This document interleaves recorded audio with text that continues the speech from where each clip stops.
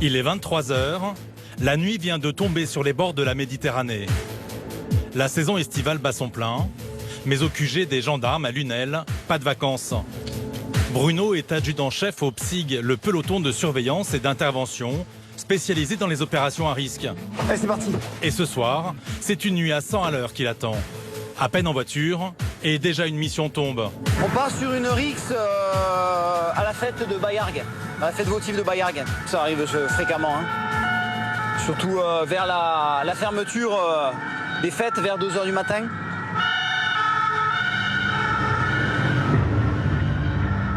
La situation dégénère dans une fête de village. Bruno se prépare à intervenir. Et reste ensemble les gars. Quand soudain, des jeunes surgissent de partout. Doucement, doucement, doucement. Oh, reste là, reste là. Reste là, reste là, reste là. Viens là, toi, viens là. Reste là, reste là. Non, restez là, restez là. Restez là, restez là. Reste là, restez là. Restez là, reste là. Reste là. Allez. Tourne-toi, tourne-toi. Tourne-toi.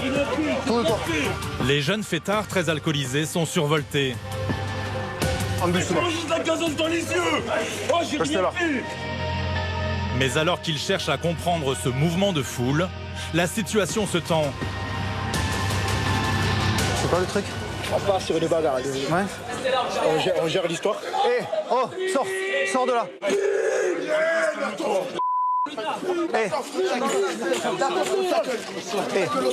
Au sol. Allez, mettez-vous au sol. Les jeunes, très remontés, s'en prennent aux gendarmes. Oh, qu'est-ce qui se passe? Tu fais quoi?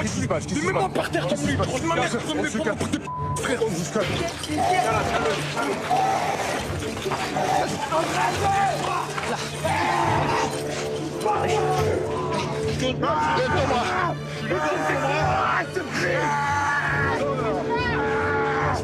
Lui dans notre véhicule, c'est parti.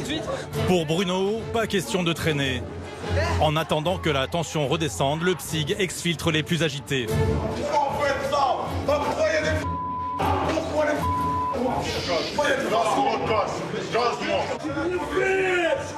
Jackie, J'ai rien fait. Ça t'amuse de Placés en dégrisement, les jeunes interpellés ont été libérés le lendemain. Ils risquent une peine de prison pour outrage et rébellion. Des interventions qui tombent en rafale dès que la haute saison bat son plein.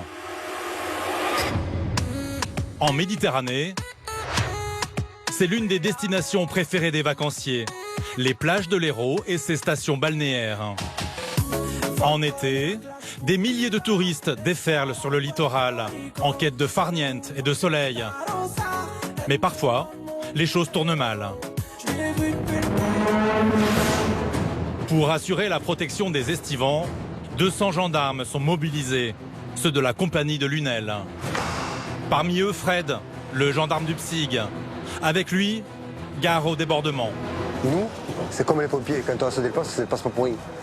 Il n'y a pas de fumée sans feu. Le point chaud du littoral, les sorties de boîte. L'une des spécialités de Fabrice, son camarade de la brigade. vous restez là. Ouvrez les yeux. On a rien fait. Reculez. Trop mal. Allez, reculez. Un costaud que certains estivants cherchent parfois à pousser dans ses retranchements.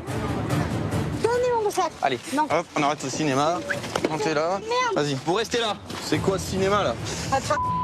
Allez. Une tension permanente que Flavien, ce jeune gendarme, connaît bien. Avec des accrochages qui se terminent parfois dans le sang. Il a cassé la bouteille sur le bord du trottoir comme ça. Et il a essayé de nous planter comme ça. Alcool et canicule, un cocktail explosif au cœur de la saison estivale. Vous là, arrêtez de faire l'imbécile. Mais non, tu me touches pas. Tu vas te calmer, tu te calmes.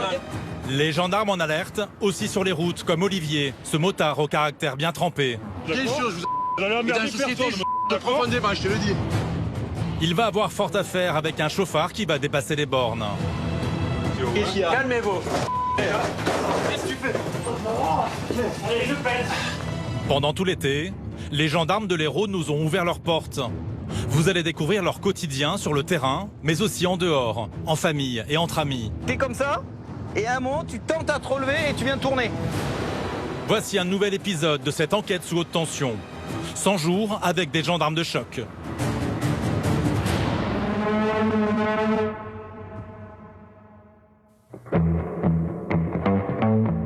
En été, entre deux journées bien remplies, il y a une tâche à laquelle les motards de la gendarmerie ne dérogent jamais. Ce matin, dans la cour de la brigade de Lunel, Olivier s'active. Comme chaque semaine, cet adjudant-chef de 49 ans prend 1 heure pour bichonner sa moto. Mais c'est important parce que déjà, on ne roule pas sur une moto qui est sale, quoi. Ça fait pas terrible. C'est comme le boucher qui travaille et qui arrive au boulot avec un tablier en début de semaine qui est sale. Voilà, c'est pas terrible. Alors nous, c'est pareil. Hein. Voilà 15 ans qu'Olivier est gendarme. Et s'il a choisi d'intégrer les brigades motorisées, c'est loin d'être un hasard. Ah, moi, c'est une passion à la base, donc je roule toute l'année. Donc je roule au travail. Quand je pars en vacances, je pars en moto. Voilà. Là, quand on allie les deux, le métier et la passion, ouais, c'est quand même relativement intéressant. Hein. Un métier qui lui permet de croiser des dizaines de conducteurs chaque jour et de remplir une mission à laquelle il est très attaché. Il y a l'impression, alors après c'est vachement subjectif, mais l'impression d'avoir des missions d'utilité publique. C'est-à-dire qu'en fait, quand on fait des contrôles en sortie de bois de nuit, les gens ne le voient pas comme ça, mais on évite que les jeunes se tuent. Le problème, c'est que sur la route des vacances, certains conducteurs ne sont pas du tout du même avis. 1 heure plus tard, justement, Olivier et ses camarades se positionnent le long de cette voie rapide pour un contrôle de vitesse. Quand soudain, au loin, une moto déboule à fond. Olivier démarre aussitôt. Avec sa moto capable de monter à 230 km/h, les gendarmes rattrapent vite l'individu. Seulement, l'interception ne va pas se passer comme prévu.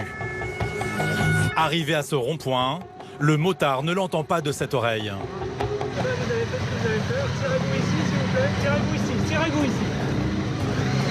Tirez-vous ici. Le motard refuse d'obtempérer. Olivier n'a pas d'autre choix que de lui bloquer le passage. Allez, on s'arrête, on s'arrête, on s'arrête, on s'arrête. On s'arrête. On s'arrête. On s'arrête. On s'arrête, monsieur. On s'arrête. On s'arrête. L'homme finit par stopper et rapidement le ton monte. On se calme, monsieur. Qui vous? Calmez-vous. C'est marqué dessus. Je veux pas, toi. Vous calmez. Non, mais je l'ai dit. calmez. T'es qui? Tu te prends pour qui? Vous Tu crois que t'es qui pour moi? T'es personne. T'es rien. T'es rien pour moi. D'accord? T'es rien pour moi. Vous calmez, monsieur. Pour Olivier, en combinaison banalisée, il s'agit d'un simple contrôle. Mais le motard est fou furieux. Non mais attendez, oh. Bien sûr, Vous allez emmerder personne. profondément, je te le dis. Monsieur, vous allez vous... Me touchez pas, me touchez Non, pas. monsieur, monsieur, vous m'emmerdez, je vais vous mettre en garde à vue pour un outrage, d'accord, monsieur? Et même une rébellion. Qu'est-ce que tu fais, toi? D'accord, monsieur? Allez. Oui, Et alors? oui, Et alors? Ouais, je suis rebelle, oui, alors? alors? Et alors, qu'est-ce que t'as Calmez-vous, ça sert à rien, vous allez rentrer chez vous après. depuis tout à l'heure? Il est où votre intérêt là-dedans, là, monsieur? Regardez-moi, il est où votre intérêt? Vous êtes tout le temps violent, je vous hais. Vous êtes des... Mais c'est vous qui êtes violent. On vous arrête. Et si je vous bloque pas, vous partez. Je vous existez pas pour moi, vous existez pas. Malgré la tension, les gendarmes gardent leur sang-froid face à ce chauffard qui n'apprécie guère les forces de l'ordre. Qui pense qu'il nous impressionne. Et en fait, il faut rester calme mais ferme pour que les gens reviennent à leur place. Hein. C'est juste un contrôle routier, il n'y a pas besoin de s'énerver, de s'en prendre aux gens. Donc, force doit demeurer à la loi avec fermeté, mais également la diplomatie. A priori, le motard roulait bien plus vite que les 90 km/h autorisés. Pourtant, il conteste le contrôle. J'étais pas très vite là. Sérieux, j'étais à 110. Eh ben ça va, à 110 sur une deux voies, faut pas exagérer non plus. Le motard était bien en excès de vitesse. Mais c'est loin d'être la seule infraction. Le pneu avant il est fatigué. Regardez le témoin. Ouais, mais ça c'est encore un truc de fric. Faut avoir du fric, allez, bam, lâchez du fric. L'assurance, monsieur, elle est où? L'assurance, vous l'avez? Non, je l'ai pas collé l'assurance, mais je l'ai. Vous êtes assuré? Je suis assuré. Bon, ça c'est pareil, il faudra prouver que votre... Faut arrêter quand même. Si vous avez une moto, il faut savoir l'entretenir aussi, hein, et forcément c'est de l'argent. Hein. Bah ouais, moi aussi je suis désolé, mais c'est comme ça quoi. Bah ouais, mais bon, c'est toujours pareil. Pour pousser le contrôle, le motard est conduit à la brigade. Sans assurance, son bolide risque d'être immobilisé. Aussitôt, il annonce la couleur. Si vous ne m'embarquez la moto, vous avez qu'une chose à faire, c'est me mettre une balle dans la tête. Tu me feras, tu n'es capable de me mettre une balle dans la tête. Tu n'es capable de me la mettre dans la tête, parce que je suis tout à fait, je vous le dis. Bon, j'en ai rien à premier, je m'en bats les premiers. Je m'en bats les premiers. Je m'en bats les... Malgré l'énervement, il finit par l'admettre. Comme 3% des Français, il roule sans assurance et la raison est souvent la même. Vous n'êtes pas assuré, faute de moyens certainement, je pense. Bien sûr, chaque fois que je suis assuré, au bout de 2 mois, prélèvement pas pris, je suis désassuré. Et ça fait combien de temps? Ça doit faire 3-4 mois. 3-4 mois, d'accord. Et son cas est loin d'être réglé car devant les gendarmes, l'homme avoue un dernier dérapage. Hier soir, ça c'est débile aussi. Moi, c'est pas parce que je fume hier soir que je suis handicapé à conduire aujourd'hui. Et vous fumez combien? Depuis j'ai 13 ans, j'ai bientôt 40 ans, tous les jours. Le motard est positif au cannabis. Il risque un retrait de permis, jusqu'à 2 ans de prison et 4 500 € d'amende.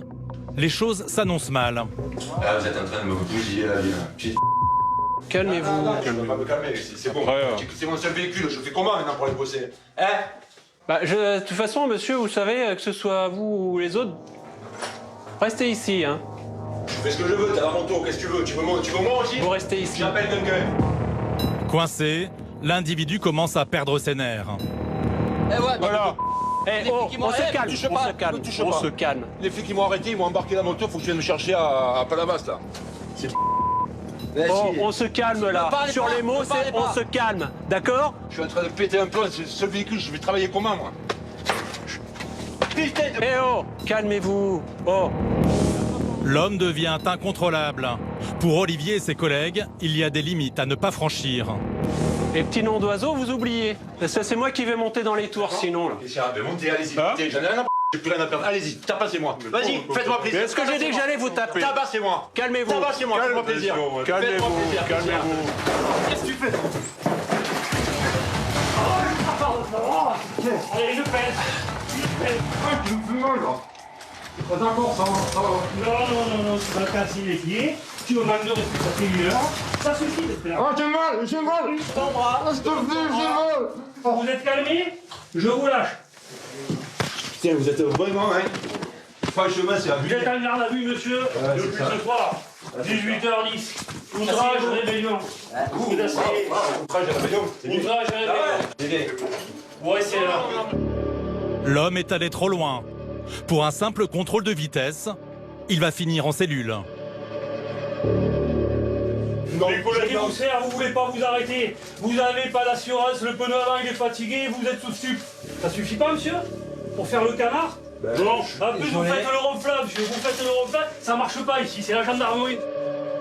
Pour outrage et rébellion, l'homme vient d'alourdir son dossier. Il risque à nouveau de la prison et une lourde amende. Si on accepte d'être traité de la sorte pendant un quart d'heure, 20 minutes, demi-heure, à un moment donné, ça suffit. Pour ça, on n'est pas là pour essuyer non plus tous les hommes d'oiseaux qui lui font plaisir. Hein, donc, voilà. En 1 heure, l'homme a complètement dérapé. Finalement, la tension redescend. Il fait son mea culpa. J'étais énervé, voilà, c'est tout, c'est monté. Savoir que j'ai eu peur de moto, plus pouvoir aller bosser, oui, ça m'a énervé. C'est rien de mal. Voilà. L'homme passera la nuit à la gendarmerie. C'est bon? Donnez, Dans quelques semaines, il devrait comparaître devant le tribunal. En été, les forces de l'ordre sont partout en alerte. Sur les routes, mais aussi sur le bord de mer, où la nuit venue, le climat devient souvent électrique. Il est 23h ce soir-là. À la brigade de la Grande Motte, une nouvelle équipe se prépare à partir sur le terrain. Parmi eux, Flavien, ce jeune militaire de 23 ans.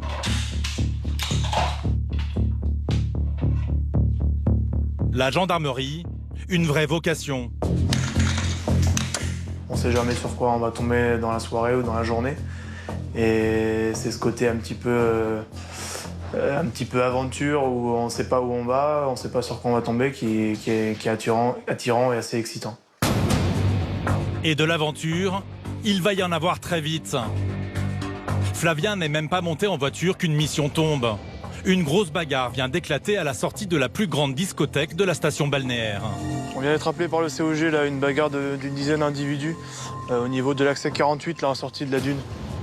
Direction le bord de mer. Sur place, c'est la confusion. 2 hommes sont en sang, apparemment les victimes.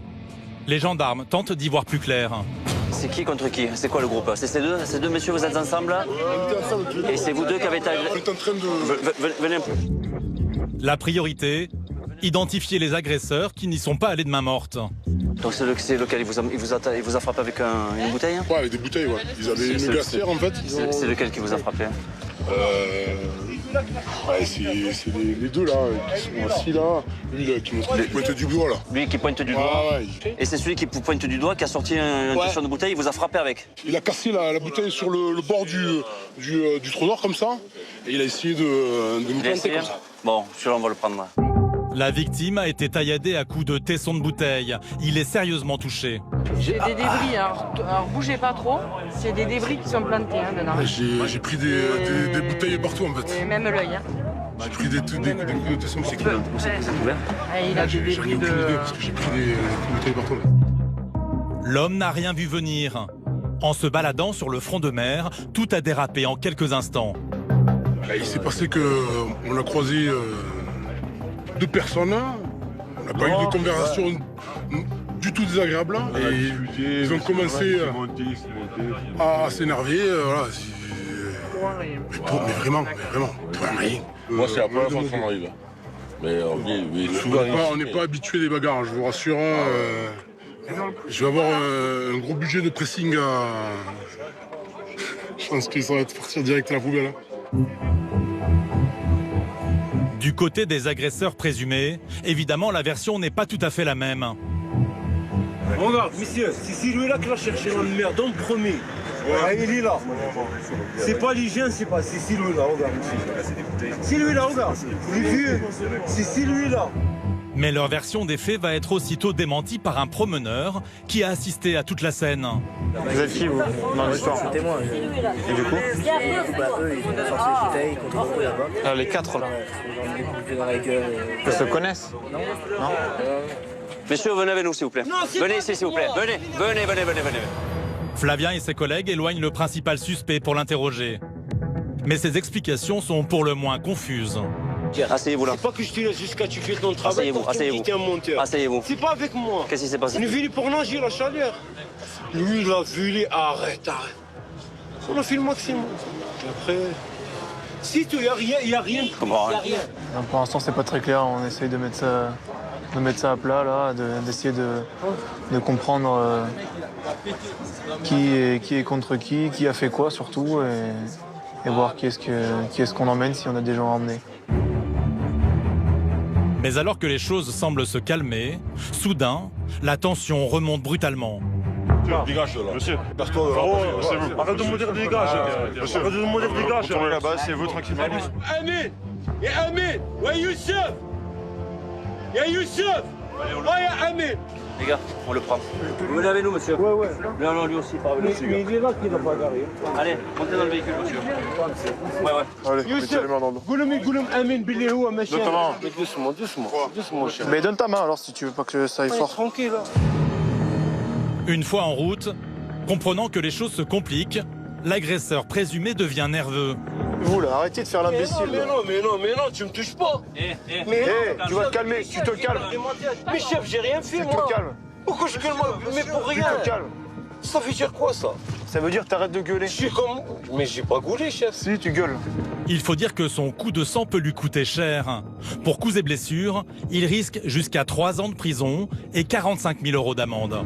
On va les conduire auprès de l'officier de police judiciaire de permanence pour qu'ils soient entendus sur les faits, s'ils sont en capacité d'être entendus. Et puis les victimes, après l'examen des pompiers, sont invitées à se présenter demain avec certificat médical pour le dépôt de plainte. Prêt à tout pour ne pas être conduit à la brigade, l'individu simule maintenant un malaise. Mais Flavien, ancien pompier, n'est pas dupe. Allez, relevez-vous là.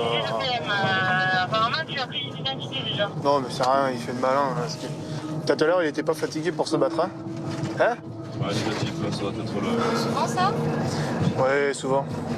C'est bon, on arrive. Faut souvent pour essayer d'éviter la garde à vue. Allez, redresse-toi, là. Du bagarre, tu vois. C'est pas vous. On sait, on n'arrête que des innocents, monsieur. Si je réussis à voir qu'ils sont venus. Pas de souci. D'ailleurs, le malaise est vite oublié. Sitôt arrivé, les idées claires, l'agresseur présumé change de version. Il rejette la faute sur ses copains de virée. Donnez votre nom. Mais j'ai rien fait de mal. Ça, je suis avec le monsieur, je le donne contre mais pourquoi il me tue? Votre nom. Par rapport à quoi? Ça, c'est la hagara, ça. C'est mes collègues qui sont bagarrés, c'est pas moi. Je te jure que c'est pas moi. Il va falloir dire à la collègue que c'est les collègues. C'est pas grave, on va aller même. Regarde, chef, moi je t'énerve pas, je te dis pas. Moi je te regarde pas mal. Y a rien entre moi et toi, ni même avec tes. C'est pas moi, les autres ils sont bagarrés. Voyant que ses explications ne convainquent pas, le suspect commence à hausser le ton. Non, t'es méchant toi avec moi, je te jure, t'es méchant. Je suis méchant pourquoi? Non, t'es méchant. Les autres, ça veut dire quoi? Non, ça veut dire que t'es un hacker toi. Ça veut dire quoi? C'est une insulte? C'est pas un travail correct.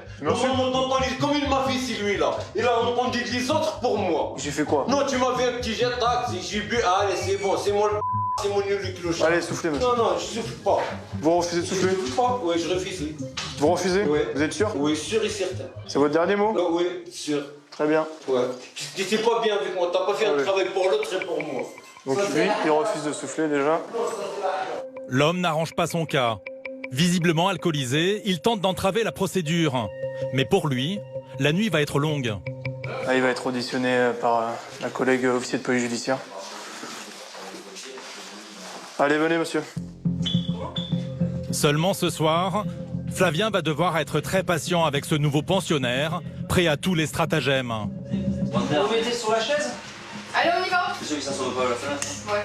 Allez, on y va. L'homme a-t-il vraiment du mal à se remettre de cette bagarre? Dans le doute, les gendarmes décident de le conduire chez le médecin.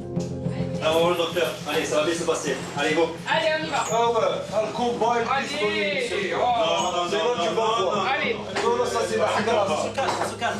Allez, ça suffit. Allez. On se calme, allez, on se calme. Allez, Tu vas voir le traitement, non? Allez, on se calme. allez. Finalement, de retour après 1 heure, le verdict tombe. Vous faites un petit dodo et je vais vous rechercher. Vous voulez un peu de lumière? Là, il revient du médecin. Donc le médecin l'a mis apte à la garde à vue. Et donc on va pouvoir poursuivre avec l'officier de police judiciaire l'enquête. En attendant, il va se reposer un peu. Après une nuit sous les verrous, l'homme a pu être entendu. La justice devrait prochainement se prononcer sur son sort.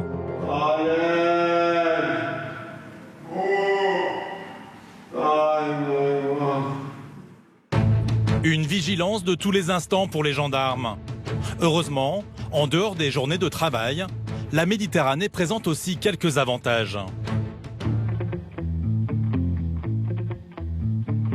Il est 15h. Quand Fabrice n'est pas de service, ce gendarme de 38 ans ne perd jamais une occasion de profiter du soleil et du grand air. Tiens, je te laisse mettre les trucs dessus, Flav, après.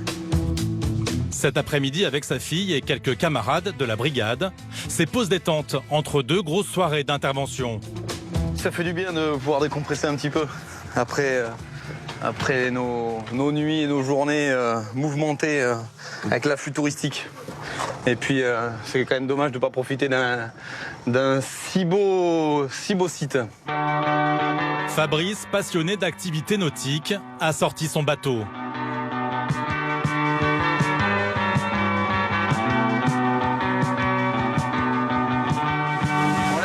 Tu veux commencer ou quoi? Non, tu recommences à... Flav, tu commences ou Melou il commence? Au programme, session de wakeboard. Sur ce, allô. Entre fun et sport, la brigade profite à fond. Travailler l'été dans une station balnéaire permet de se ménager quelques respirations. C'est agréable de pouvoir faire profiter un peu à tout le monde. Alors, il y a différentes activités. On fait du wake, on fait un peu de ski nautique. Et en mer, on va faire de la bouée. Et malgré sa nuit d'intervention, Flavien a bien récupéré. Même si certaines vagues ne pardonnent pas.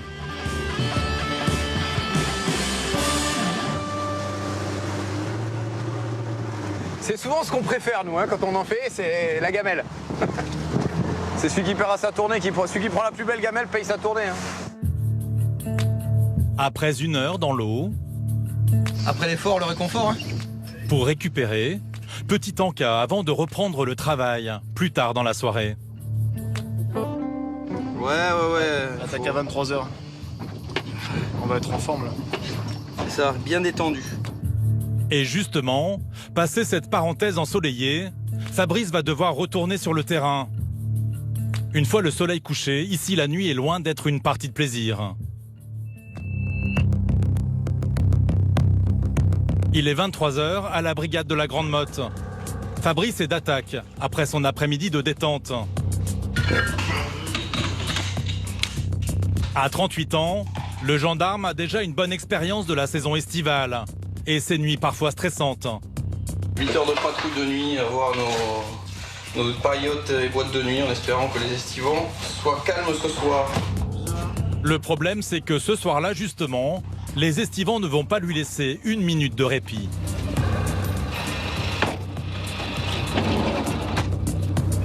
En direction de la route des plages, une première mission tombe pour les hommes de la brigade. On se transporte à la dune pour une bagarre apparemment, ou en tout cas un différend entre portier et les clients. Un incident vient d'éclater à l'entrée de cette grande discothèque, entre les videurs et des clients. Ça va chauffer encore quoi. Ah oui. Ah ouais là, allez médio. Il se barre là. Des jeunes viennent brusquement de traverser la route. Apparemment, le face-à-face avec les videurs s'est terminé à coups de bombes lacrymogènes. C'est bon. Oh, top, vous restez là. Ouvrez les yeux. Restez là. Reculez. Oui, reculez. C'est rien, laissez l'air. Reculez là-bas. Les yeux qui brûlent, les 2 hommes sont en panique. Fabrice tente de les calmer malgré la douleur. C'est la gendarmerie, écoutez-moi. Là, vous avez l'air, vous m'entendez? Oui, monsieur. Il y a l'air qui arrive sur le côté. Vous vous mettez face à l'air et vous essayez d'ouvrir les yeux. Ne vous touchez pas le visage, d'accord? Ils m'ont tabassé à ça. On est d'accord, ne vous touchez pas le visage, d'accord? Monsieur, il faut pas d'eau. Écoutez-moi. Arrêtez, calmez-vous. Ne frottez pas vos yeux. Oh. Le gaz lacrymogène, considéré comme une arme, est souvent utilisé en dernier recours par les videurs, face à des clients virulents. Là, le gaz, ça a un fort pouvoir incapacitant. Et là, comme ils s'énervent et qu'ils font que de se frotter les yeux, malheureusement pour eux, ça va amplifier les brûlures. Donc, il faut laisser à l'air libre et laisser les yeux pleurer et que ça s'apaise. Hein. Mais que s'est-il passé? Fabrice tombe sur cet autre client qui a assisté à l'altercation. Vous étiez témoin de ce qui s'est passé? Tout à fait. D'accord. Et vous avez vu quoi, vous, alors, exactement? Ils sont arrivés, il est arrivé avec son copain, machin. Ils disent non, je sais pas quoi, et après, pourquoi non Oui, ils cherchent à batailler, ils veulent pas comprendre, ils ont quelqu'un qui... Pourquoi non? Ils insistent, oui, pourquoi non? La tension est montée après le refus des videurs de faire entrer les 2 jeunes. D'après le témoin, la situation a vite dérapé. Moi, je l'ai vu par terre, le mec, lui, par terre, et le vigile en train de le frapper. D'accord, quel vigile? Vous avez une description du vigile? Bah oui, tout à fait, je peux vous le montrer tout de suite même, on peut aller devant lui, je vous... Non, mais ça sert à rien d'aller, vous me dites... Non, après, il y a un registre, hein, ils sont inscrits, il n'y a pas de souci, donc il était comment Comme souvent dans ce genre de bagarre, il va falloir confronter les versions de chacun pour y voir plus clair. Il y a le VSAB, les pompiers qui arrivent, monsieur, d'accord? Vous allez faire quoi maintenant? Eh bien, maintenant, la suite, ça va être en fonction de ce qu'ils vont faire, hein, s'ils veulent déposer plainte. Nous, il y a des enregistrements vidéo, il y a des témoins, donc il va falloir déterminer un peu ce qui s'est passé en amont et savoir exactement qui a déclenché la bagarre, ce qui s'est passé, s'il y a eu des coups et tout ça. Pris en charge par les pompiers, les 2 jeunes finissent par se calmer. Mais ils ne comptent pas en rester là. S'il y a un dépôt de plainte, après, hein, c'est vous qui voyez ce que vous pensez par rapport à la situation et ce qui s'est passé. Ah bah moi je vais porter plainte, Tant que personne, quand on a rien à se reprocher, on va à la justice. Donc... Ce que je vous dis, c'est vous après qui estimez. Hein. Les sorties de boîtes de nuit, des zones à risque pour les gendarmes. Avec la fête et l'abus d'alcool, les incidents sont quasi quotidiens au cœur de l'été. Ce sera sûrement pas notre dernière bagarre de l'été, car les Haussiens arrivent et c'est souvent beaucoup plus chaud. En attendant le mois d'août, la patrouille de Fabrice est loin d'être terminée. Car l'alcool ne fait pas que des dégâts à la sortie des discothèques. Au volant aussi, certains perdent le contrôle. Une jeune fille a téléphoné car sa mère est alcoolisée, a percuté une voiture. Elle a peur, elle ne veut pas remonter avec et sa mère demande de remonter rapidement dans la voiture. Donc on va essayer de voir ce qui se passe. Fabrice se rend aussitôt sur place. Et là, elle est au rond-point. Là, regarde, la voiture est là. Vas-y. Ils vont tomber sur une conductrice, comme ils en croisent rarement. Allez, vous me présentez les papiers, s'il vous plaît. Je voulais quoi? Carte grise, permis de conduire, assurance. La conductrice est là. Sa fille, qui a prévenu les gendarmes, a préféré rentrer chez elle, raccompagnée par des proches. Il faut dire que sa mère est dans un état inquiétant. Vous avez consommé quoi comme alcool? Du vin. Du vin? À table? En quelle quantité?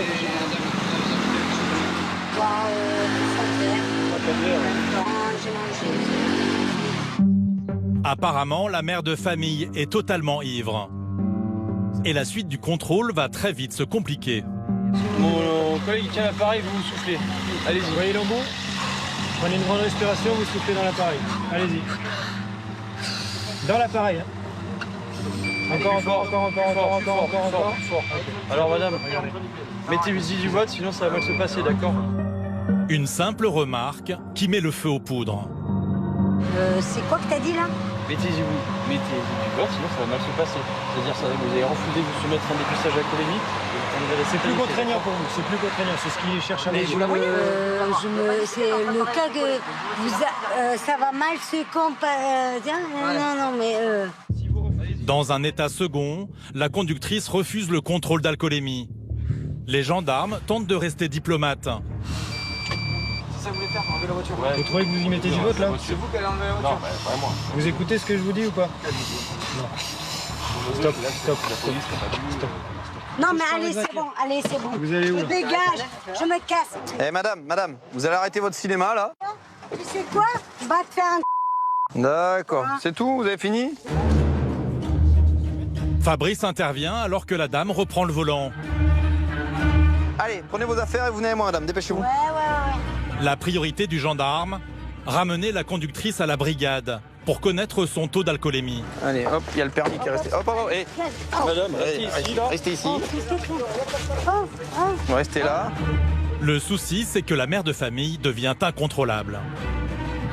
Allez, montez dans la voiture.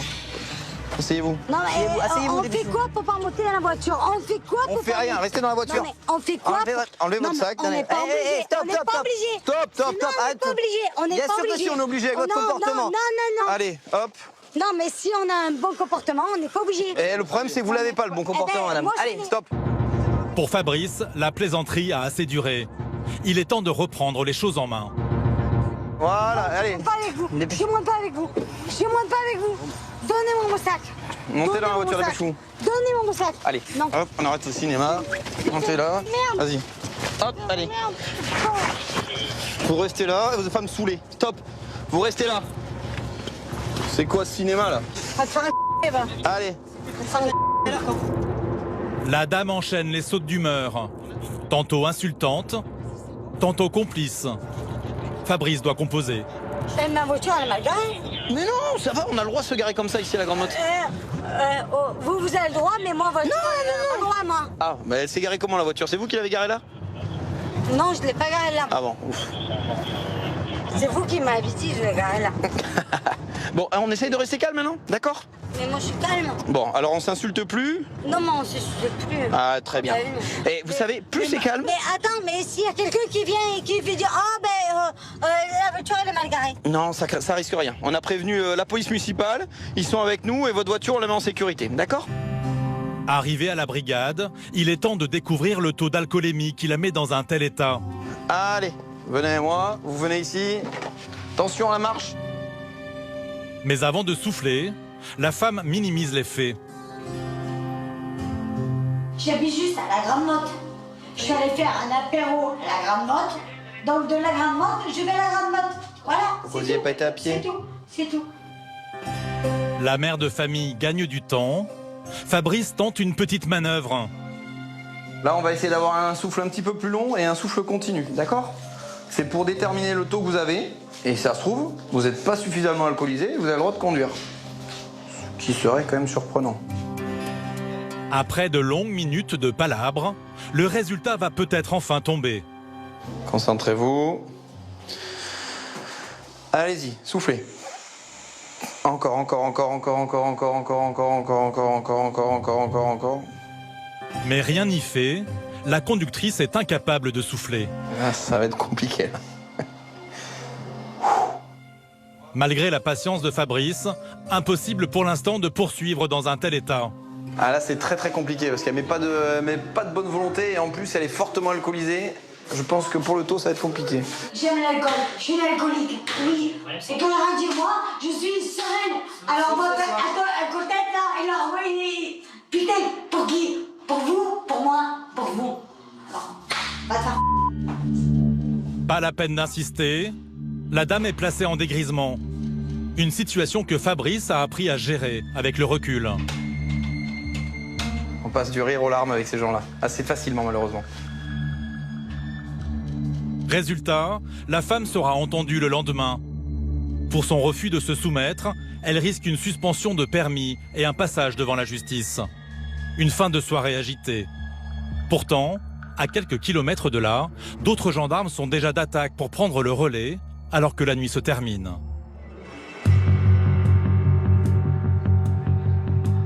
Il est 5 heures du matin, dans le quartier des discothèques de la Grande Motte. Les gendarmes de la brigade motorisée sont parés pour intercepter les jeunes fêtards qui risquent un accident. Une menthe à l'eau Et un coca fraise et... Donc ça devrait le faire normalement. Nous retrouvons Olivier, l'adjudant-chef. Bonne soirée, monsieur, soyez prudent. Il a l'œil pour repérer les conducteurs qui ont un peu forcé sur la bouteille. Venez avec nous, monsieur. Comme ce jeune homme, contrôlé positif. Et donc, votre quantité d'alcool ce soir, c'est quoi, monsieur? J'ai pris 2 verres de champagne à l'appartement. Ouais. Et puis on m'a offert un verre... En boîte de nuit? Club. Voilà, tout à fait. D'accord. Vous avez bu que 3 verres de champagne? 3 verres. Pour une grande respiration, vous soufflez. Pour 3 verres de champagne, le jeune fêtard devrait être autour de la limite, à 0,25 mg. Mais l'éthylomètre va balayer sa version. 0,78. C'est-à-dire que vous avez plus d'un gramme, 1,5 g. Donc vous n'avez certainement pas bu 3 verres de champagne, monsieur. D'accord? À moi, vous pouvez raconter ce que vous voulez, mais la machine, elle ne se trompe pas. 1,5 g, d'accord? Quand vous buvez 2 coupes de champagne, vous avez bon an, mal an, 0,24, 0,25. Je repose la question, vous avez bu que 3 verres de champagne? J'ai bu 3 verres de champagne dans le bar, là. Ah, déjà, vous m'avez dit 1 dans le bar et 2 à la maison. Bon, peu importe, c'est pas un problème. Vous avez 1,5 g, donc vous n'avez plus de permis. Non. Pour lui, c'est mal parti. Même si face à Olivier, il cherche à se trouver des excuses. Même si je roulais la voiture d'un ami pour dépanner. Mais oui, mais le code de la route, il dit que quand on a consommé de l'alcool, monsieur, il ne faut pas conduire. Pour la voiture d'un ami, pour le dépanner, pour pas le dépanner, parce que là... Même 500 mètres. Eh non. La soirée se termine mal, alors que le jeune homme habite juste à côté. J'aurais pas dû. Voilà, c'est une erreur. Encore là, c'est une infraction. Bon, effectivement, c'est un peu gênant parce que ça entraîne tout un tas de sanctions. Pour autant, si vous avez un accident, ça devient très compliqué. Tout à fait. Vous comprenez, en termes d'assurance, en termes de responsabilité. Il m'a dit prends le volant de ma voiture et j'ai... En plus, vous n'êtes pas loin, vous prenez un taxi, vous rentrez à l'hôtel et vous revenez chercher le matin. 500 mètres. Eh oui. Vous allez à pied alors, 500 mètres. C'est une erreur, c'est une erreur. Et pour éviter un retrait de permis, certains fêtards sont prêts à tout. Alors qu'il effectue un autre contrôle, Olivier aperçoit cette voiture au loin qui vient de stopper. Il y a un mec qui s'arrête là-bas derrière. Vous voyez devant en face? Allez, feu, il fait marche arrière. Allez, gaz, gaz, gaz, gaz. Ramenez-moi. Oui, oui, vous devez le suivre. Il y a fort à penser qu'il soit alcoolisé, quoi. Et qu'il essaie de se soustraire au contrôle. Donc on a une équipe qui est partie sur place pour les intercepter, les contrôler et puis les ramener. Interceptée, la voiture est ramenée au contrôle. Et surprise, un gendarme a dû prendre le volant, car le conducteur a pris la fuite. C'est parce que le conducteur a abandonné le véhicule, c'est ça? Ouais. D'accord. Et le propriétaire, il est où? Et le propriétaire, c'est le jeune homme qui était là-bas, qui était à l'arrière, qui était ici. Il sait pas qui c'est? Il arrive, on nous donne les trucs, il va revenir, le jeune homme. Le propriétaire de la voiture, ce jeune homme, aurait cédé le volant à un autre fêtard qu'il ne connaîtrait pas. Vous avez consommé l'alcool, monsieur? Oui. Mais j'ai pas conduit, c'est pas moi qui conduisais. Je sais pas, vous avez un véhicule. D'accord. C'est qui conduisait? Je sais rien. Il est parti en je sais rien. Vous prêtez le volant à quelqu'un que vous ne savez pas? Oui. D'accord. Une version qu'Olivier a du mal à croire. Pour lui, le conducteur est un ami du jeune homme. C'est votre véhicule, monsieur. Soit vous me donnez le nom du gars qui conduisait, soit c'est vous qui allez prendre l'infraction. C'est pas compliqué. Elle est simple ma question. Elle est simple ma question. Ils sont où les gens qui D'accord. propriétaire. Quand vous reculez, monsieur, on vous voit pas. Elle appartient à mes parents. À qui elle est la voiture? À ma mère. D'accord. Eh ben on va l'appeler votre mère. Le gendarme met la pression. Et même si le jeune homme ne conduisait pas, il y a moyen de le sanctionner. En termes d'infraction à la conduite sous alcoolique, on lui met un coup de pression, mais on ne peut pas lui relever. Pour autant, on relèvera la circulation de sens interdit et le fait d'avoir fait demi-tour là-bas au véhicule. Donc le propriétaire du véhicule, s'il n'est pas en mesure de dénoncer le gars qui conduisait, c'est lui qui assumera les sanctions suite à ce comportement. Lui, ou plutôt sa mère, la propriétaire de la voiture. Olivier la réveille au petit matin pour lui annoncer la mauvaise nouvelle. Bonjour madame, la gendarmerie de Lunel, la brigade motorisée.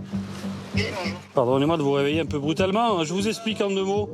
Vous êtes au courant que votre fils a pris votre véhicule ce soir pour sortir?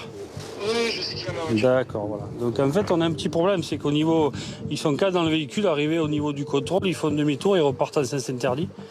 Donc il est rattrapé par un véhicule de chez nous, le gars essaye de partir et puis au dernier moment, le conducteur qui a priori, ils ont rencontré sur la boîte de nuit et qu'ils ne connaissent pas, a ouvert la porte et est parti en courant. La mère de famille découvre un peu abasourdie que son fils s'est mis dans de beaux draps. À elle maintenant d'en assumer les conséquences. Soit vous êtes en mesure avec lui de nous donner l'identité, effectivement votre responsabilité sera entièrement dégagée, soit il continue à... La responsabilité de quoi du coup? De la commission de l'infraction, de sens interdit d'une vitesse excessive. Donc on a 2 infractions à 90 € plus une à 4 points. Je sais pas les plus points. Et pour cause, la mère du jeune fêtard n'a plus que 2 points. La petite virée nocturne de son fils va lui coûter son permis. Je pense qu'elle doit être soulagée d'une part d'avoir un coup de téléphone des gendarmes à 6 h du matin et que ce soit entre guillemets que ça. Hein, et d'autre côté, je pense également qu'elle doit être un peu en colère parce qu'elle sait que si les sanctions s'appliquent à elle, ça va se compliquer au niveau de son permis de conduire, quoi. Alors qu'elle n'a pas commis et tout le monde le sait, mais bon, à un moment donné, sinon c'est trop facile, les gens ils sortent des véhicules, ils s'enfuient et puis voilà, quoi. Ils sont exempts de toute poursuite. Là, la bagnole, tu la mets en fourrière ou pas? Non, je vais l'immobiliser, je peux pas la mettre en fourrière. Le jeune, il y a un des jeunes qui est pas positif, qui peut prendre le volant. D'accord. Des copains qui ne pensaient pas finir la soirée encadrés par les gendarmes. Olivier en profite pour les mettre face à leurs responsabilités. Ça vous amuse, mais nous, ça nous amuse pas. On est au milieu de la route, on joue notre vie. Vous reculez, il y a un mec qui arrive derrière tranquille, et il vous prend de plein fouet, il n'a rien demandé à personne. D'accord? Non, vous rigolez pas la voiture. Le gars, vous lui prenez, vous lui mettez une tartine et il fait pas n'importe quoi. Vous restez benoîtement derrière, assis. Non. Comme des mecs passifs, c'est n'importe quoi. D'accord? Alors si vous le connaissez, vous allez discuter avec sa mère parce que c'est elle qui va manger. Comme il ne reste que 2 points, elle n'aura plus de permis, elle pourra vous dire merci. Hein. Donc à vous de cogiter, c'est pas le tout de faire les malins, le tout c'est de prendre ses responsabilités. D'accord? Le jeune fêtard et sa mère ont été convoqués quelques jours plus tard. L'enquête est toujours en cours pour retrouver le conducteur. À la compagnie de Lunel, le rythme est soutenu. Pour relâcher la pression, rendez-vous est donné chaque semaine. Le lendemain matin, il est 7 h. Avant le service, le psyg a troqué l'uniforme pour une tenue plus sportive. Direction la plage pour Philippe et ses hommes. Allez, les vieux contre les jeunes, hein, comme d'habitude. Chaque lundi, c'est l'habitude en été, une petite partie de volley-ball avant l'arrivée des touristes.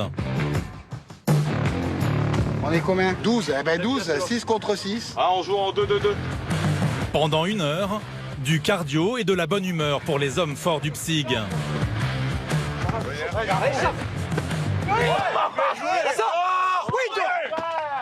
Allez, jouez les gars. Messieurs, tout le monde à l'eau. Je vous laisse. À la fin du match, le temps de piquer une tête dans une eau à 26 degrés ce matin-là. Et il va déjà falloir attaquer la journée de travail. La saison estivale est particulièrement longue et exigeante pour nous, aussi bien de jour comme de nuit. Donc en fait, ces activités nous permettent de nous retrouver tous ensemble, de créer un esprit de camaraderie autour d'une activité qui se situe sur le littoral, puisqu'on profite des activités, et puis particulièrement de la mer. Donc ça nous permet de nous retrouver ensemble, de rigoler un bon coup avant d'attaquer la semaine. On fait généralement ça en début de semaine le lundi. Et Philippe, le patron du PSIG, ne croit pas si bien dire. Car une fois revenu à la brigade, il va falloir très vite se reconcentrer en mode action. En haute saison, les interventions s'enchaînent. Et en dépit de la tension qui règne, les gendarmes tombent parfois sur de drôles de phénomènes. Ce soir-là, à la brigade de la Grande Motte, les forces de l'ordre sont appelées sur une mission urgente. Accident sur la sortie de la Grande Motte, en direction de Montpellier. Apparemment un véhicule qui aurait fait des tonneaux. On s'y transporte. Un accident vient de survenir sur une voie rapide. Flavien et son camarade ne perdent pas une minute. On part sur un accident matériel de la circulation routière apparemment. J'ai envoyé les collègues municipaux qui sont déjà sur roue sur place. Il y a peut-être des blessés. L'une des voitures aurait fait une embardée. 22 de la Grande Motte arrivée sur les lieux. Flavien découvre cette voiture partie dans le fossé. Le conducteur aurait brusquement changé de direction en arrivant trop vite sur un scooter. Monsieur qui discute là le plus à droite. Le monsieur blanc là non, derrière.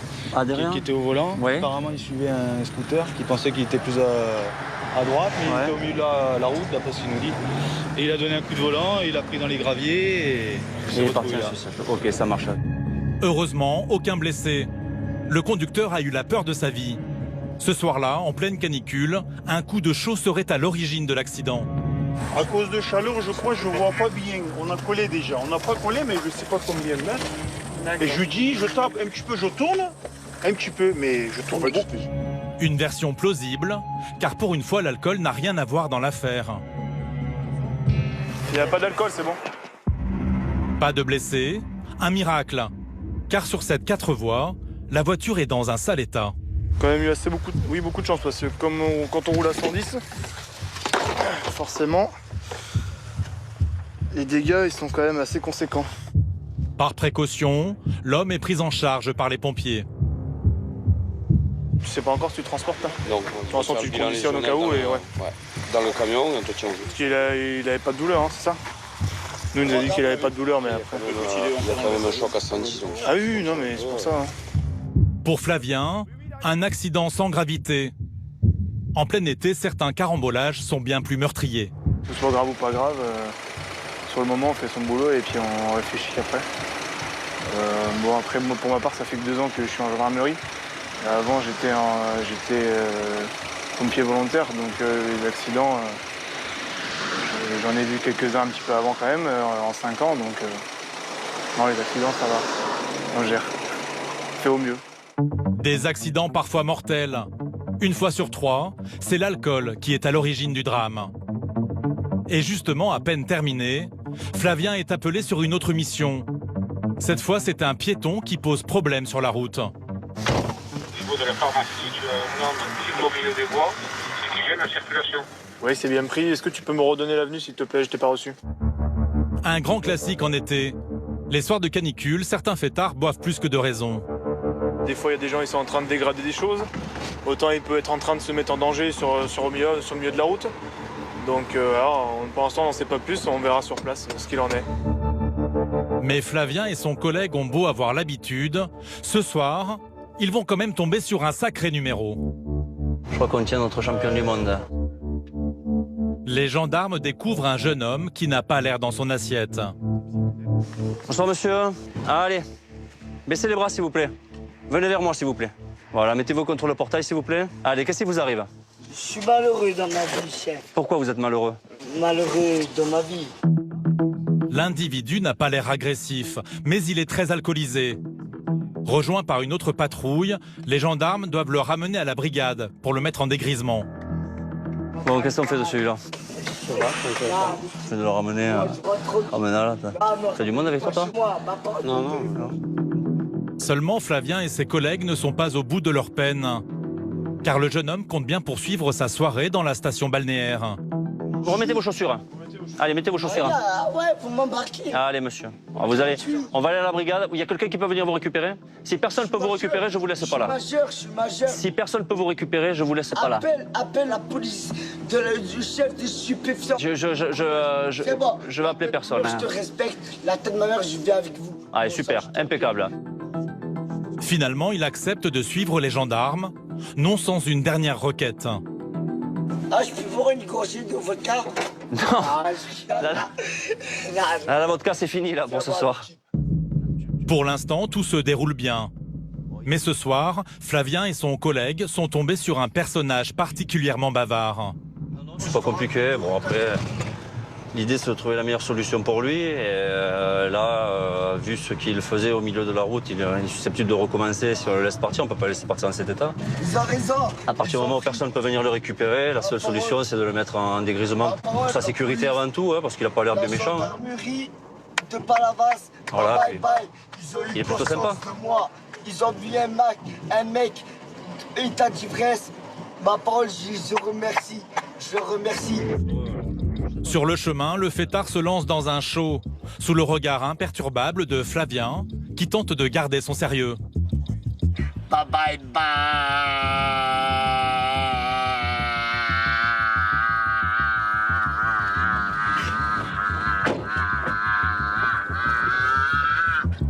Le jeune homme est dans un drôle d'état. Les gendarmes décident de le conduire aux urgences par précaution. Et apparemment, il connaît bien la procédure. Allez, on va juste voir le docteur, d'accord? Et après on revient. On va juste voir le docteur. Pas là-bas. Ma mère, le docteur, je vais sa grand-mère. Non. C'est pas fait. C'est pas, c'est calme-toi, bon. d'accord? Sinon je te mets les mains. Écoute-moi. Écoute-moi. Écoute-moi. Écoute-moi. Tu vois un médecin pour faire une visite. Et après on repart. C'est bon, sinon. Mais là il y a du monde, il y a des gens qui sont malades, d'accord? Donc tu parles pas fort. C'est pas la les yeux de ma mère, c'est bon. C'est pas la psychiatrie, c'est bon. C'est les urgences. C'est bon. Le temps de consulter un médecin pour voir si le jeune homme peut être ramené à la brigade. Une demi-heure plus tard, Flavien et son collègue ressortent, accompagnés du fêtard. Son état de santé compatible avec son maintien en chambre de dégrisement, donc il va dormir chez nous pour la nuit. On fera ça demain matin. Seulement, leur nouveau pensionnaire est toujours aussi en forme. Il repart de plus belle. J'adore les menottes des gendarmes. C'est la belle vie, le zéro raisin. Bye bye. Mais c'est des bons. Pas de bavure policière. Allez, vous allez dormir. Pas tout de suite, car le jeune homme est bien décidé à se faire de nouveaux copains. Ah, je pars au vélo là, frère. Ouais. Je pars avec ce vélo. Non, c'est la sieste. Ah, je vais faire la muscu, ma parole. Non, je... En attendant, l'individu entre en dégrisement pour 6 heures minimum. On te réveille tout à l'heure. Allez, on te laisse la lumière ou pas? On te laisse la lumière? Cigarette après. Ouais, je t'amène une cigarette. Son numéro dans la rue risque quand même de lui coûter une petite somme. Pour ivresse publique et manifeste, le fêtard est passible de 150 € d'amende. Quand ils ont l'alcool gentil comme ça va encore. Et souvent, heureusement, la plupart du temps, ils n'ont pas l'alcool aussi gentil. Le jeune homme a été relâché le lendemain. Il connaîtra la sanction dans quelques jours.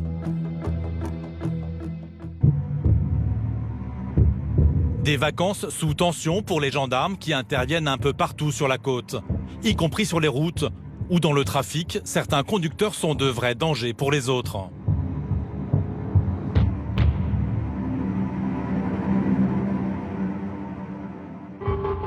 Ce midi-là, à la brigade motorisée de Lunel, les motards de la gendarmerie partent en opération. Olivier et son camarade Eric filent en direction de la voie rapide qui mène au bord de la mer. Objectif, intercepter les fous de vitesse. 96. Déjà ce matin, ça roulait comme ça alors. Sur cette route limitée à 90 km/h, tout paraît calme, quand soudain... 129.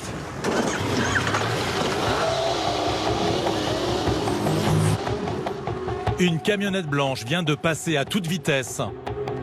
En quelques secondes à peine, Olivier rattrape le conducteur. Bonjour, coupez le moteur, présentez permis de carte grise, s'il vous plaît. Mon permis, je l'ai perdu. Le permis, c'est un français ou c'est un Non, portugais? c'est un portugais. Mais je l'ai perdu, il faut que j'aille au Portugal. Là, à fin août, je vais pour le refaire. Vous habitez où?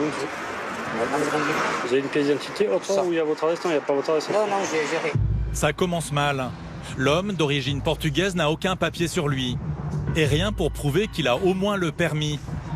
Olivier décide de le ramener à la brigade. Voilà, pas la race. Vous nous suivez, monsieur? Mais une fois sur place, le conducteur, pris en faute, tente de se trouver des excuses. En fait, ma femme m'a foutu dehors. Oui, c'est pour ça que je roule à la femme, elle vous a foutu dehors. On s'est séparés, elle m'a foutu dehors, elle a gardé la voiture, du coup, j'arrive avec ce camion. D'accord. Vous travaillez un peu ou pas? Ben oui. Là, je suis en vacances. Depuis vendredi, je suis en vacances. L'homme aurait des problèmes personnels. Mais Olivier est loin d'imaginer qu'il n'en est qu'au début des révélations. Si vous voulez, monsieur. On va faire la vérification. Vous fumez, monsieur, des stupes? Ouais. Vous avez fumé quand le dernier? Hier. Midi. Non, midi. Ah, midi? Je vais pas vous mentir. De toute façon, vous pouvez, à moi, vous pouvez mentir, mais au test, vous pouvez pas mentir. Hein. Après, c'était un petit. Hein. Ah, c'était petit. Le conducteur admet avoir fumé du cannabis. Mais il n'a pas tout dit aux gendarmes. Vous avez pris la cocaïne, Vous avez pris de la cocaïne?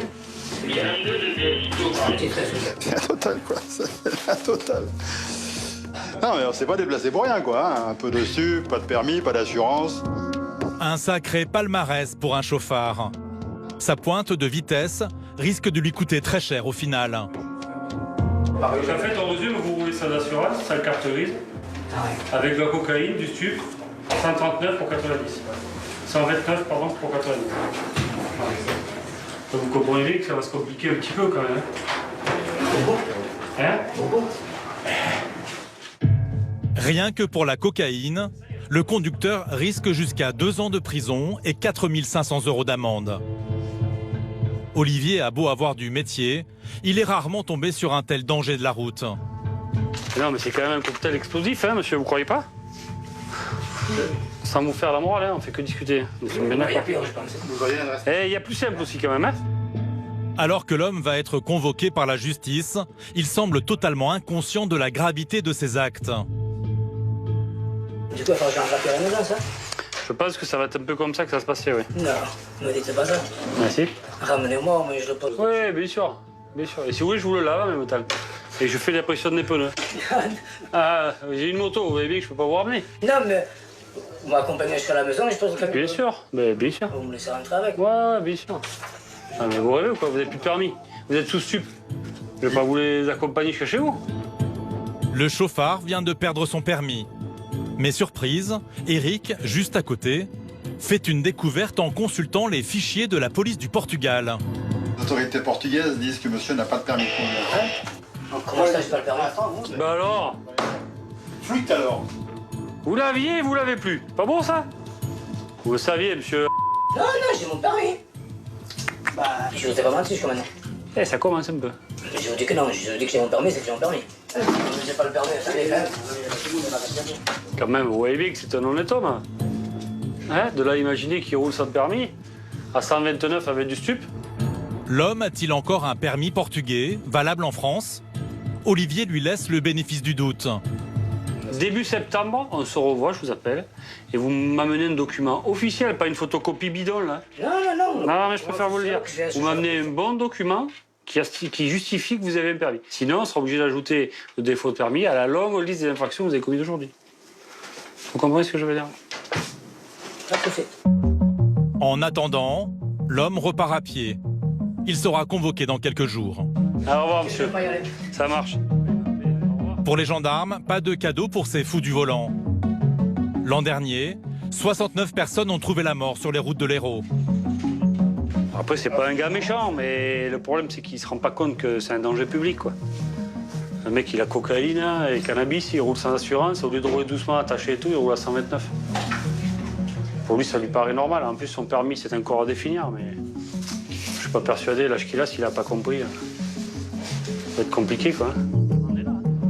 Depuis, l'homme attend de passer devant le tribunal pour connaître son sort. De toutes parts, notamment chez les jeunes, nombreux dans la station balnéaire.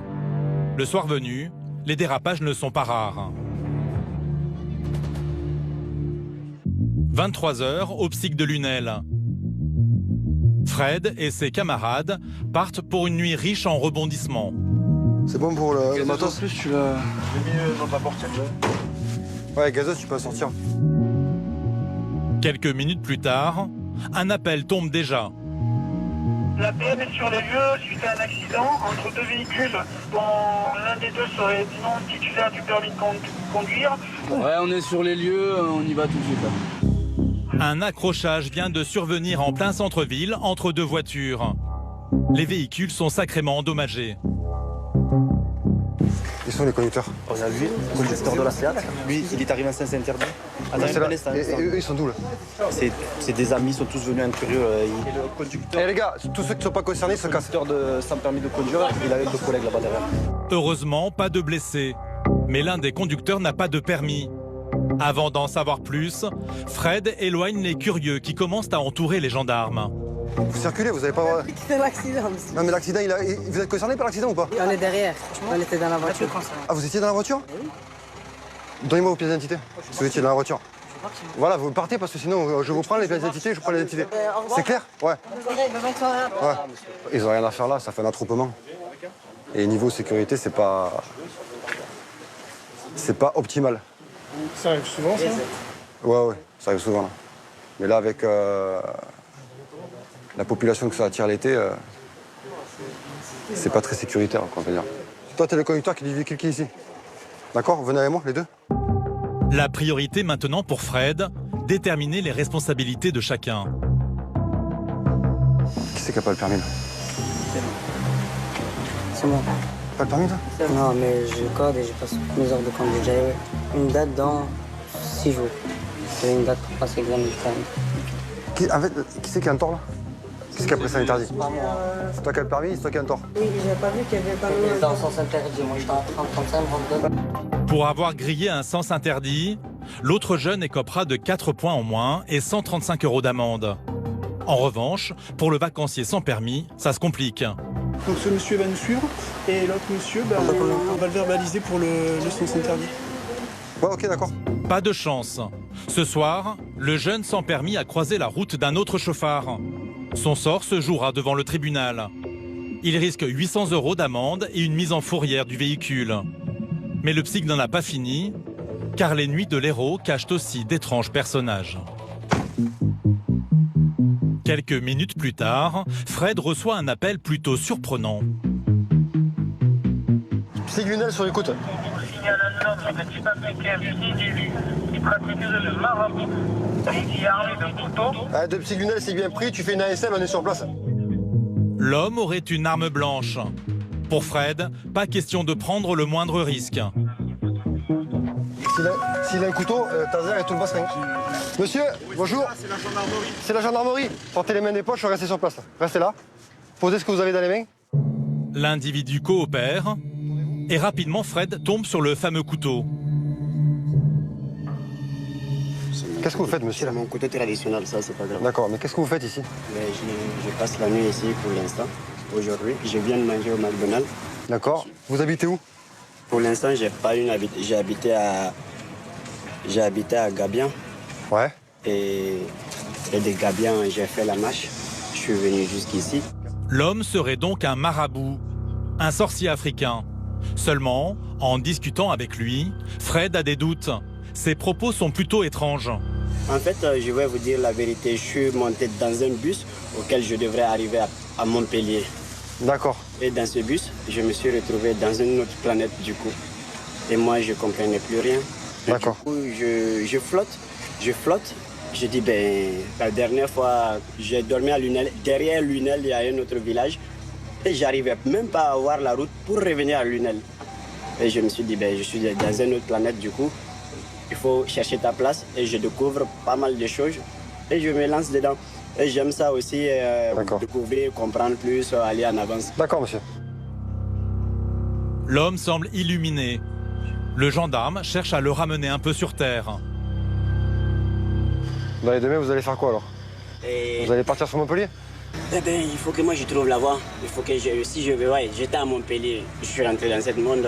Monsieur, il n'y a pas 36 solutions. C'est soit vous prenez le train, soit vous prenez la voiture. mais j'arrive pas à sortir même des Lunel, derrière Lunel, j'arrivais même pas à sortir pour venir à Lunel. Vous avez pas de téléphone, rien? Non, j'ai pas de téléphone, mais je communique avec la tête. Ah. Ouais. Vous cherchez quoi là? Hein? Non, ouais, ok. Ici, l'été, il faut s'attendre à croiser toutes sortes de personnages. C'est pas commun comme intervention? Non. Non. Il est... Qu'est-ce qu'il a, monsieur? Oh, il est un peu perturbé. Il sait pas trop où il habite, qu'est-ce qu'il fait. C'est atypique, mais bon. Ça agrémente la soirée, quoi. Allez, bonne nuit. Son couteau confisqué, le marabout peut repartir. Même sur une autre planète, l'homme n'est pas franchement dangereux. Une soirée bien chargée pour Fred. Pourtant, au moment de rentrer à la brigade, une dernière intervention tombe au 17. Il y a 3 individus vêtus d'un maillot de foot Yamaha jaune, un autre avec un polo blanc et le troisième, il devrait avoir un polo rouge. Ils ont proposé de la cocaïne à des jeunes qui sortaient et suite à leur refus, ils les ont menacés avec des couteaux et pattes de baseball. Ouais, c'est bien pris, on s'y transporte et tu peux faire la SL, on est sur place. À la sortie de cette boîte de nuit, des dealers menaceraient les clients qui refuseraient leurs marchandises. Très vite, Fred repère des individus qui correspondent au signalement. Ton t-shirt blanc, jaune avec Yamaha, il est là. Vas-y. Avance, mets-toi en travers. Ton polo rouge, il est en face et ton... Ils sont les 3 là. Va là-bas, aux deux là, aux deux. Arrête-toi, stop. Venez ici les gars. Sans attendre, Fred cherche à retrouver la cocaïne qu'ils auraient proposée aux clients. Tout ce que vous avez dans les poches, vous le videz ici là. Non, y a pas, faites pas de leçon de politesse, d'accord? En vidant son sac, le jeune homme au premier plan laisse tomber un petit sachet de cocaïne. C'est quoi ça? Ça tu le ramasses? Voilà. Lève-toi du capot là. J'ai dit tu poses tout là-dessus là. Mais sur eux, les jeunes n'ont rien d'autre. Pour Fred, le reste de leurs marchandises est peut-être dans la voiture. C'est à vous le véhicule ou pas? Vous êtes venu comment? C'est à vous le véhicule ou pas? C'est à moi. Voilà, d'accord? Parce qu'on va le savoir, hein. Dans le véhicule, tu vas l'ouvrir. D'accord? Et tu vas venir avec moi, on va vous regarder le véhicule. Seulement, après 10 minutes de vérification, rien non plus de ce côté-là. On a tout fouillé, je trouvais un peu de stup, mais de la merde là, ça. Et là, on fouille le véhicule. Mais il n'y a rien dans le véhicule, on n'a rien trouvé. Hein. Pas de quoi embarquer les 3 jeunes pour trafic de stupéfiants. Alors, pour les dissuader de revenir, Fred leur met un coup de pression. J'explique. Le descriptif, il est clair et net. Ouais. D'accord? Ouais. C'est vous. C'est vous de quoi? D'accord? Qui avait agressé des gens, proposé de je sais pas quoi là. Quel proposé de quoi? D'accord? Donc que ce soit clair entre nous. Ouais. Nous, c'est comme les pompiers, quand on se dépasse, on ne se dépasse pas pour rien. Il n'y a pas de fumée sans feu. Les jeunes dealers présumés sont avertis. Le psyg va les garder à l'œil le reste de la soirée. Vous m'avez même pas dit bonsoir quand on m'avait contrôlé. Oh putain, ça c'est grave. Hein. Eh ben ouais, quand même. Ça c'est grave. Hein. Bien sûr, c'est une éducation. D'accord.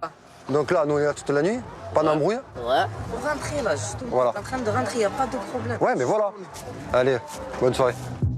En haute saison, l'activité est intense. Certaines soirées virent à la course contre la montre pour les forces de l'ordre. Au psyg de Lunel, il est 2h du matin.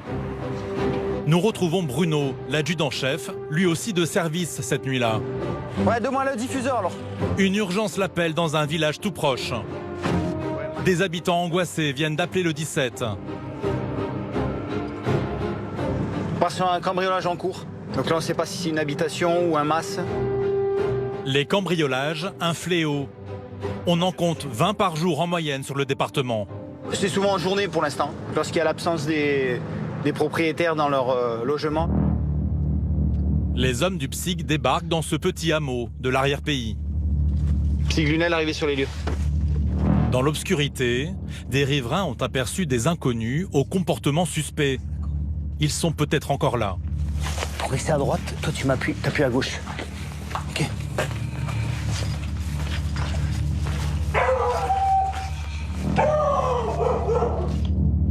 Bruno progresse pour tenter de surprendre ce qui ressemble à des cambrioleurs. Quand brusquement, un de ses collègues l'appelle en renfort. Ouais, venez les gars, venez. Ouais. L'autre patrouille est tombée sur 2 jeunes cachés dans le noir. Vas-y, bonjour, on n'a rien fait, c'est pas un monstre, ça, je te jure. T'es en train de le mettre. Allez, au sol. Mais vas-y, qu'est-ce que tu me racontes? C'est bon. Bougez, allez. Allonge-toi. Vas-y, allonge-toi. Les 2 individus se sont débarrassés d'un objet au moment où les gendarmes leur sont tombés dessus. Qu'est-ce que t'as planqué? J'ai rien planqué. Qu'est-ce que t'as planqué? Qu'est-ce que tu faisais là? Qu'est-ce que t'as planqué? On a trouvé des trucs là. Qu'est-ce que t'as planqué? Tu vas nous le dire. La tombe à ton grand-père. On s'en fout de ton grand-père. Mais je vous jure, j'ai rien fait. Quelques instants plus tard, Bruno et ses hommes découvrent un burin. Un outil idéal pour forcer une porte. Le problème, c'est que vous avez un... C'est quoi que vous avez? C'est vous qui l'avez sur vous, là, l'objet? Qu'est-ce que vous faites avec ça sur vous? Ici, on a voulu nous frapper, on a fait ça. Non, ça, c'est pas une arme, ça. C'est un burin. C'est pour fracturer. C'est pour fracturer, ça. On n'a pas fait personne. Non, mais fracturer, c'est pas fracturer une personne, c'est fracturer quelque chose. Ouais. On est revenu chez nous, on allait rentrer chez nous. D'accord, ok. Les 2 hommes nient toute implication dans un éventuel cambriolage. Pourtant, dans le village, une commerçante vient de signaler une tentative d'effraction. Donc on a fait les constats, on a réussi à rentrer en contact avec la requérante qui nous confirme qu'il y a eu effraction dans la laverie, linge, et effectivement il y a des fractions là-bas. Okay. Voilà. C'est potentiellement les personnes que vous avez attrapées. On va voir si elle les identifie comme étant sur place au moment où elle a constaté. Okay. Voilà. Allez, une personne soupçonnée dans chaque véhicule, on va à la laverie. Les 2 suspects auraient tenté de dérober la caisse d'une laverie automatique. Bruno se rend sur place pour rencontrer la commerçante. C'est moi qui vous ai laissé un message sur le répondeur. Et voici donc la porte que les 2 jeunes auraient tenté de forcer. En vain. Mais pour tentative de cambriolage, ils risquent gros. Jusqu'à 3 ans de prison et 45 000 € d'amende. Le premier jeune interrogé continue de nier. Dis-le, oui ou non? C'est toi ou c'est pas toi? C'est toi, menteur. Qu'est-ce que t'as fait avec ton truc dans les mains là? On a vu là, on a mis ton outil là, ça correspond, c'est toi qui as cassé. C'est toi ou c'est pas toi? T'es un menteur ou quoi? Tu nous le dis ou pas? Si on vous a serré, c'est pas pour rien, c'est qu'on a des informations. Donc sois pas con. Ça peut être très rapide comme ça peut être très long. Tu le fais, ça. J'ai rien fait. Écoute-moi. La fille de ma mère, j'ai rien fait. D'accord. Rien n'y fait. Les 2 jeunes suspects se trouveraient là par hasard. Les gendarmes changent de tactique et mettent la pression sur l'autre interpellé. Tu veux dire que l'autre il a bavé? Ton copain, qu'est-ce que tu faisais avec lui, viens nous dire? Pourquoi vous avez fait ça? Ça nous a pris des sous. Ça nous a pris des sous? Oui. Pourquoi ça vous a pris des sous? Parce que le truc ne marchait pas. Vous êtes venu faire la lessive ici? Non. Ah. Là, c'était les canettes. Les canettes? Oui. Ah. Les canettes. Tu voulais prendre des canettes, t'as mis des sous et ça marchait pas, donc t'as cassé. On l'a pas cassé. Mais pourquoi il avait le burin dans les mains? C'est que tu es venu pour casser, tu vois. Oui, mais au final, on l'a pas fait. Hein? Au final, on l'a pas fait. Les 2 jeunes auraient simplement voulu récupérer de l'argent qu'une machine n'aurait pas rendu. Une version que les individus conduits à la brigade devront éclaircir auprès de la justice.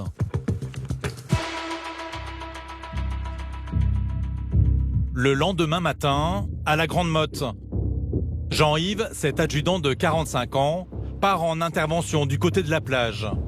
Un vacancier inquiet a appelé le 17. Un jeune garçon qui a été retrouvé par un touriste. Sauf que le jeune garçon ne parle pas du tout français, il ne sait pas quoi faire. Et apparemment, les parents ne sont pas autour. Un grand classique en été. Mais dans la foule des vacanciers, pas évident de retrouver les parents. Surtout quand le petit garçon ne dit pas un mot. Messieurs, dames, bonjour. C'est vous qui nous avez appelés? Tu t'es fait mal? Je t'ai fait mal. D'accord, tu t'es fait mal. C'est quoi ton prénom? Hein? Tu parles français? Tu comprends ce que je dis ou pas? Oui ou non? You speak English? German? Deutschland? Le petit vacancier de 3 ans est apeuré par tous ces inconnus. Jean-Yves compte sur l'uniforme pour attirer le regard des parents qui ont probablement manqué de vigilance. On va essayer d'aller sur la plage, de voir si on trouve les parents, qui n'ont pas l'air de s'être inquiétés, puisque le jeune garçon a quand même marché plusieurs dizaines de mètres et loin de la plage. Donc j'espère en arrivant sur la plage que quelqu'un se manifeste en disant qu'ils ont perdu leur enfant. Et en longeant le bord de mer, surprise, une femme finit par l'interpeller. Oui ? C'est le petit garçon Oui ? Ah super. Ses parents qui le cherchent. Et ils sont où alors ces parents ? Je sais pas, mais je sais pas. Les parents affolés ont confié leurs 2 autres enfants à cette vacancière. Jean-Yves sillonne la plage quand tout à coup, un appel tombe. J'ai 2 vidéos, je crois que Central est là au téléphone, donc on s'est informé, je pense, pour les parents. Ouais, c'est bien reçu. Écoute, on est au niveau de l'étoile de mer. Des collègues de la police municipale ont retrouvé les parents. Quelques minutes plus tard, le père débarque après de longues minutes d'angoisse. Donc votre fils en fait était parti là-bas, d'accord ? Donc c'est des gens qui l'ont trouvé en fait sur le quai et qui l'ont ramené. Et en fait donc quand on est venu ici, vous apparemment vous êtes parti de l'autre côté, d'accord ? Sous le choc, il ne dit pas un mot. Mais pour éviter une nouvelle mésaventure, le gendarme donne un petit conseil à ce papa visiblement débordé ce jour-là. Alors n'hésitez pas si vous avez trop de problèmes d'accrocher un petit bracelet avec un nom, un numéro de téléphone pour qu'on puisse vous joindre. Hein, parce que c'est vrai que le petit il parle pas beaucoup. Hein. En été, certains jours, jusqu'à une dizaine d'enfants peuvent se perdre ainsi sur les plages de la station balnéaire. Allez, passez quand même de bonnes vacances. Faites attention la prochaine fois. Au revoir. Un manque de vigilance dont profitent aussi certains délinquants qui se glissent au milieu des vacanciers. D'ailleurs, l'après-midi de Jean-Yves est loin d'être terminé. 1 heure plus tard, alors qu'il patrouille en ville, nouvel appel. C'est quoi, c'est un vol ? Sur la piste. Ouais. Sur la plage ? Des baigneurs viennent de se faire voler leurs affaires alors qu'ils s'étaient éloignés de leurs serviettes. Malheureusement, sur la plage, oui, ça arrive régulièrement. Hein. Un peu de l'opportunité de certains auteurs de vol qui profitent de la naïveté de certaines personnes qui laissent sur les plages leurs affaires ou autres. Jean-Yves retourne vers le bord de mer où l'attendent les victimes qui ont parfois tout perdu. Messieurs, bonjour. Dites-moi, vous êtes arrivé à quelle heure ? On est arrivé ici à 14h. D'accord. Donc là, il est 16h30 et vous êtes aperçu du vol quand ? Il y a 15 minutes, 20 minutes, à peu près. 16h15 ? D'accord. Qu'est-ce qu'on vous a volé ? On m'a volé ma sacoche avec papier d'identité, téléphone, papier de la voiture, clé de la voiture. Jean-Yves ne perd pas une minute. Les voleurs sont peut-être en train d'écumer la plage. Des témoins les ont d'ailleurs aperçus en pleine action. Bonjour.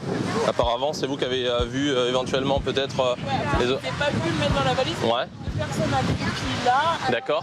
Un monsieur tout blanc. Ouais. Maigre. Ouais. Très maigre, avec un short noir. Les voleurs ont agi en quelques instants.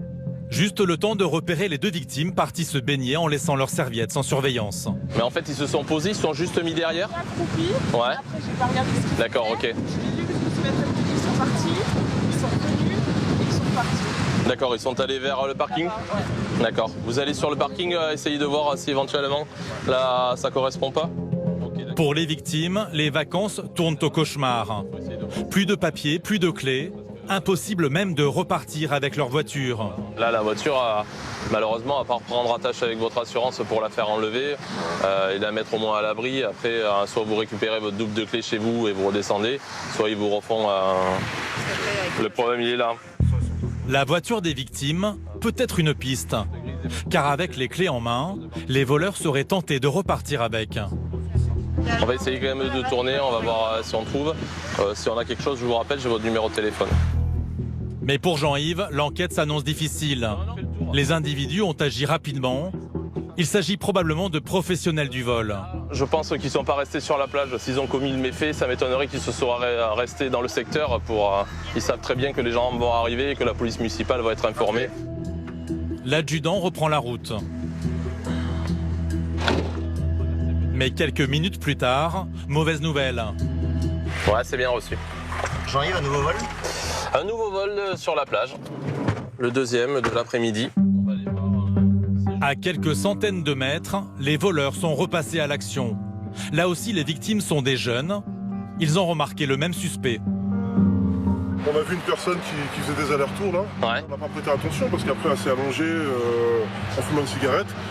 Et donc après, quand monsieur est sorti pour nous dire qu'en fait il venait de se faire dérober ses affaires. C'est là où vous avez fait le rapprochement? Exactement. D'accord. Le voleur a raflé toutes les affaires en un clin d'œil avant de repartir aussitôt. On vous a volé que votre portable? On m'a volé mon sac en fait. Alors votre... J'avais tout dedans. D'accord. Portefeuille. Sac, portefeuille, ouais. Ta voiture. Même mode opératoire, encore quelqu'un qui profite en fait que le touriste se baigne et s'éloigne en fait de sa serviette, se met derrière sa serviette et lui dérobe son sac sans qu'il s'en aperçoive malheureusement. Cet après-midi-là, une bande de voleurs écume la plage. Les estivants se retrouvent bloqués, sans un sou, et des démarches à faire dans tous les sens. Ouais, du coup, il faudrait juste voir pour le véhicule, parce qu'on ne peut pas le laisser là. Si éventuellement ils ont repéré quel véhicule c'était, il faudra le faire enlever, je suppose, par l'assurance. Le lendemain, la plupart des victimes ont porté plainte. L'enquête est toujours en cours. Des voleurs toujours présents en bord de mer où les vacanciers profitent de l'été. Pourtant, le travail des gendarmes finit par payer. L'an dernier, les crimes et délits ont baissé de près de 2%.